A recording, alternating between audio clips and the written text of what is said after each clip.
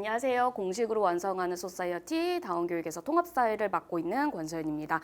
자, 이번 고1 여름방학 설명회를 이제 시작해 보겠습니다. 일단 제 소개 간단하게 드리자면 사회교육과 주전공에 경제학 복수 전공을 한 전공자입니다. 그래서 사실 이제 우리가 개정 통합사회2에서 이제 여러분들 통합사회에서 가장 걱정이 되는 경제 파트가 들어가잖아요.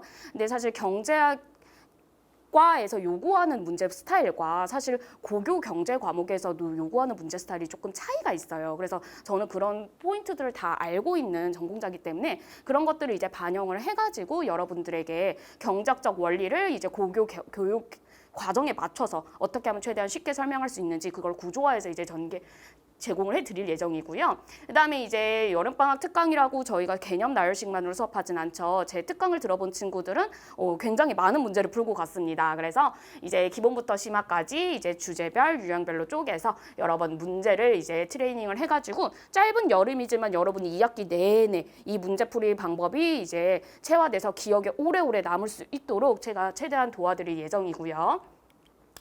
자, 그럼 개정통합사회2 우리가 2학기 때 배울 내용에 대해서 간단하게 소개를 드려보겠습니다. 먼저 1단원에서는 인권보장과 헌법이라 그래서 이제 1단원에서는 정치화법의 내용이 이제 중점적으로 들어가고 시민불복종이라는 생활과 윤리의 개념이 조금 나오고요. 자, 마지막 파트에서는 사회문화 파트가 조금 섞어서 나오는데 사실 이 파트는 제일 먼저 나오는 정치화법 논점은 여러분들이 작년에 대부분 시험을 봤던 파트예요. 그래서 개념 이해를 했을 때 이거 어디서 들어봤는데 라는 여러분들 배경 지식이 충분히 있는 상태에서 시험을 보는 파트입니다. 그래서 사실은 뭐 그렇게까지 개념이 이해하는데 어렵진 않지만 문제 유형이 조금 어렵게 나올 수 있는 부분이고요. 제가 약간 걱정이 되는 부분은 이제 이 마지막 인권보장 파트에서 마지막에 사회적 소수자 그리고 이제 우리 사회 불평등 문제를 다루는 파트가 있는데 거기서 선생님들이 사회문화 논점까지도 조금 끌고 온다면 이제 소위 말하는 사회문화에서 여러분 다 들어보셨을 거예요. 도표통계 문제가 살짝 연계돼서 나올 가능성이 있어서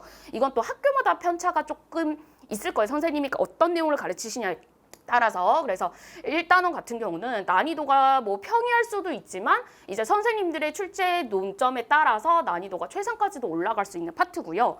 그리고 통사 2에서 가장 여러분이 어려워하시는 체감 난이도가 높은 파트가 바로 사회정의 파트랑 경제 파트입니다. 자, 사회정의 파트는 이제 생활과 윤리라는 과목을 메인으로 이제 개념이 전개가 되는데 기본적으로 여러분들 이번에 2단원 행복에서 여러분들 생각보다 쉬울 줄 알았는데 윤리가 이렇게까지 많이 어려울 줄 몰랐죠. 기본적으로 개념 숙지 자체가 어려운 이번에는 2단원에서는 우리가 1학기 때 행복이란 무엇인가에 대해서 각 사상가별 입장을 정리를 했다면 이번 파트에선 정의란 무엇인가에 대해서 사상가별 입장을 이제 공통적 차이점을 구분을 하셔야 됩니다. 그래서 이런 개념 숙지가 조금 더 또 추상적인 개념들이 많이 나와서 어려운 파트이고 그리고 이 파트에서는 교과서 문장이 그대로 출제가 되지도 않죠. 교과서 문장이 아니라 그걸 국어적으로 비틀어서 문장이 출제가 되기 때문에 독해 능력도 굉장히 많이 요구가 되고요. 그리고 지금 최근에 이제 학교들이 이제 통합사회 중요도가 올라가면서 윤리 선생님들이 오셔가지고 실제로 통합사회를 지금 지도하시는 경우가 되게 많아졌거든요. 윤리 선생님들이 통합사회 내려오셔 가르치신다. 그럼 생활과 윤리 논점 그대로 끌고 오십니다. 수능의 기본 또는 빈출 심화 논점까지도 그냥 던져서 출제를 하시기 때문에 난이도가 이제 기본적으로 최상까지도 올라갈 수 있는 파트고요.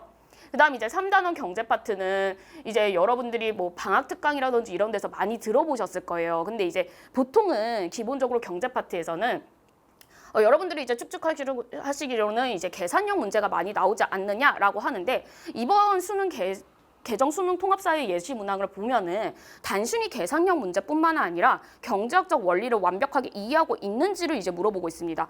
여러분들이 이제 특강에서 제가 많이 알고 있어요. 그냥 문제 푸는 방식만 암기를 해서 지금 따다다다 경제 문제를 풀고 있는 경우가 있는데 그거 말고 문제가 계산형 문제가 아니라 경제학적 원리를 한번 비틀어서 물어보는 문제가 출제가 되면은 여러분들이 보통 이제 이건 또 독해 능력도 요하는 문제다 보니까 굉장히 체감 난이도가 높아집니다. 그래서 이거는 또 학교에서 경제 선생님이 경제 전공 선생님이 사회교육 전공이 아니라 경제 전공 선생님이 경제를 맡은 경우도 많기 때문에 난이도가 이제 학교마다 편차가 좀 많이 크고요. 4단원, 5단원 같은 경우는 이제 세계 분쟁 지역 또 평화에 대한 논점들 그리고 이제 인구, 그 다음에 자원에 관련된 문제들, 요 상대적으로 요 파트들은 좀 체감 난이도가 평이해서 여러분들이 내신 기간에 학교 수업을 충분히 따라간다면 충분히 커버할 수 있는 유형입니다. 그래서 제가 이번에 수능 예시문항과 개정통합사회 2랑 연계된 핵심 문항들을 가져왔는데 먼저 지금 롤스와 노직의 이 내용을 구분하세요라는 사상과 입장을 구분하세요 하는 형태의 문제인데요. 평가원이 개정통합사회 이전에도 그리고 예전부터 통합사회, 고1 통합사회 모의고사에도 이 롤스와 노직과 그리고 왈처의 사상을 비교하는 문제는 계속 매 통합사회 문제마다 출제가 됐습니다. 그리고 통합사회 지금 수능 예시문항에도 출제됐다는 거는 반드시 이 세 사상가들의 입장을 비교하는 게 출제가 될 거다라는 건데 문제는 아까도 말씀드렸다시피 여기 나와 있는 사상가들의 입장을 비교하라라는 선지들이 통합사회 교과서 문장들이 아닙니다. 그래서 여러분이 이게 생활과 윤리에서 실제로 이 분배적 정의관을 비교하는 학자들을 비교하는 논제가 나오는데 거기까지도 여러분들이 이제는 조금 내 개념을 숙지를 해주셔야 된다라는 거를 조심스럽게 말씀을 드리고요. 그 다음에 이제 통합사회 불평등 파트에서 우리 정의 불평등 파트에서 지금 이게 한국지리 논점과 함께 사회복지제도의 비율을 분석하고 그리고 이 사회복지제도 구분하는 형태가 지금 자료 제시형으로 나왔어요. 지금 원래는 이 파트가 사실은 좀 어렵지는 않게 많이 학교에서 출제됐어요. 기존에는 우리 기본적인 사회보장제도 그거 구분하는 개념 확인형 문제로 나왔는데 지금 사회문화 선생님이 이 파트를 가르치신다 하면은 여기가 사례형이라든지 아니면 실제 우리 현실에서 볼 수 있는 사회보장제도랑 연계가 돼서 나올 가능성이 높습니다. 그래서 여러분들이 여기 파트는 난이도가 오르려면 진짜 최상 아까지도 오를 수 있는 파트여서 도표도 선생님들이 이제 던져서 내실 수도 있어요. 내신에서. 그래서 그거를 우리가 이제 어느 정도 기본적인 숙지, 완전 심한 내용까지는 사실은 방학 때는 좀 다루기가 어려우니까 그래도 기본 개념 수준에서 우리가 나와도 당황스럽지 않을 정도로 자료 분석과 실사례까지 충분히 이번 여름방학 때 훈련을 할 예정입니다.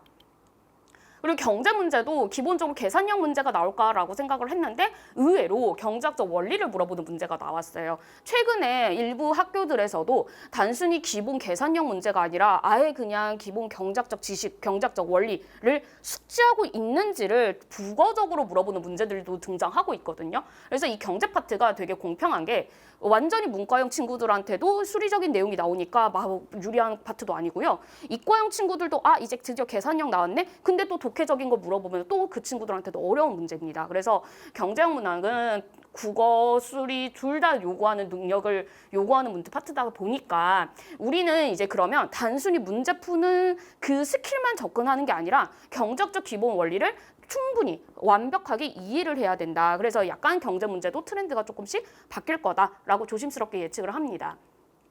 그래서 여름방학 특강에서 제가 이제 개정통합사회2에서 가장 포인트가 될 만한 윤리 파트 그리고 이제 경제 파트만 딱 이제 핵심 포인트를 위주로 수업을 할 거고요. 그리고 지금 보시면 매 수업마다 개념 진도만 나가지 않고 계속 문제풀이를 진행할 겁니다. 그리고 이 문제풀이에서 다룰 내용들을 쉽지는 않을 거예요. 하지만 여름방학 때 이 정도 문제를 저희가 가끔 접근을 해보면 이제 여러분들이 2학기 내신 때 어떤 유형의 문제가 나오든 학교 시험은 굉장히 쉽게 느껴질 수 있도록 제가 최대한 도와드리겠습니다.